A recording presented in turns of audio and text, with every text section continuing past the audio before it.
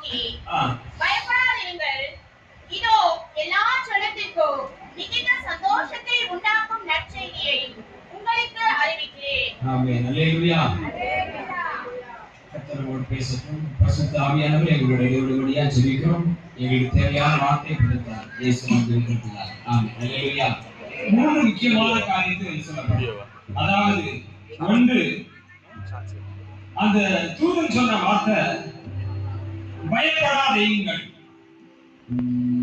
இன்னைக்கு மனுக்குலம் முழுவதுக்குமே ஒரு விதமான பயமும் கலக்கமும் நிறைந்த வாழ்க்கைக்குள்ள நெருங்கிட்டு இருக்கு. நாள் ஆக ஆக ஒவ்வொரு மனிதனுக்கும் எதிர்காலத்தை குறித்த பயம், இந்த உலகம் எப்படி முடியுமோ, அல்லது கிறிஸ்தவ வாழ்க்கை வெற்றியா முடியுமா, தோல்வியா முடியுமா, அப்படிப்பட்ட பல கலக்கத்திற்குள்ளே நம்ம இருக்கிறோம். பயம் எல்லாரையும் கைக்கொள்ளுகிறது. பயப்படாத மனிதர்கள் ஒருவரும் கிடையாது. ஆகினால அந்த பயத்துக்கு ஒரு காரணம் ஒண்ணு இருக்கணும். எல்லாவற்றுக்கும் காரணம் இல்லாமல் இந்த பூமியில கண்ணீரோ கவலையோ வேதனையோ வருவது கிடையாது. ஒரு மனுஷன் சிரிக்கிறான் அப்படின்னா அதுக்கு ஒரு பின்னணியத்துல ஒரு காரணம் இருக்கு. ஒரு மனுஷன் எப்பவுமே ஒரு நெருக்கத்துக்குள்ள ஒரு எரிச்சல்ல இருக்கிறான்னா அவனுக்கு பின்னணியில ஏதோ ஒரு பிரச்சனை இருக்கு.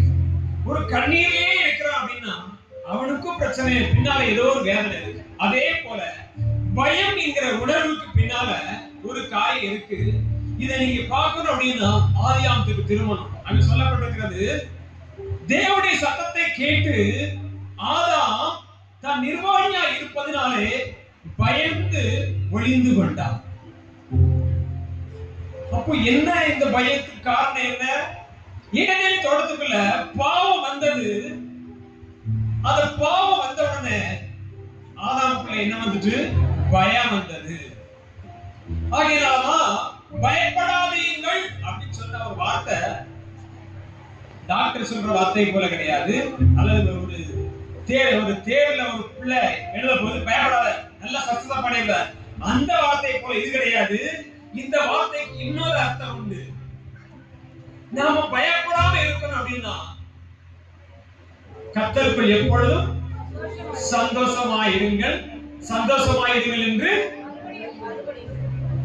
அப்போ சந்தோஷமா இருக்கணும் அப்படின்னா ஒரு மனுஷன் என்னைக்கு பாவம் செய்யறானோ அன்னைக்கு அவன் முகம் வாடலா இருக்கும்.